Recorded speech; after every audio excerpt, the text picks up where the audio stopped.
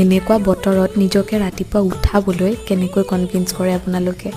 ময়ো তেনেকৈ কেনেবাকৈ নিজকে মটিভেট কৰি সোনকালে উঠি ৱৰ্কআউট আৰু পঢ়া শুনা আদি এইবিলাক কৰিলোঁ কাৰণ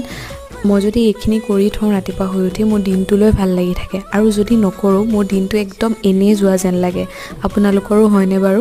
মই দুপৰীয়া গৈছিলোঁ দেউতা আৰু ভণ্টিৰ লগত বা এগৰাকীৰ ঘৰলৈ তাতে দেখিলোঁ এই বগানবেলিয়াজোপা ইমান ধুনীয়াকৈ হৈ আছিলে মই খুজি ডালো লৈ আহিছোঁ আমাৰ ঘৰতো কৰিম বুলি নাজানো হয়নে নহয় তথাপিও চেষ্টা কৰিম তাৰপিছত আমি বজাৰলৈ গ'লোঁ বিহুৰ বজাৰ নহয় পিছে এই দুটা এটা কিবাকিবি ঘৰৰে আছিলে ল'বলৈ সেয়াও ল'লোঁ আৰু লগতে দেউতাই আকৌ ফুল ল'লে এইবাৰ আচলতে আমাৰ ফুল লোৱা হোৱাই নাছিলে মানে সেইকাৰণে আকৌ লৈ অহা হ'ল 12টা ফুলৰ পুলি গাড়ীখনত মোৰ বহিবলৈ জেগাই নটা হ'ল বজাৰ ইমান বেছি হৈ গ'ল আহি ঘৰ পায়ে আলহী আছিলে সেইকাৰণে এয়া ভিডিঅ' নল'লোঁ কিনো দেখাই থাকিম আৰু এতিয়া আমি যাম আকৌ মামাৰ ঘৰলৈ আজিলৈ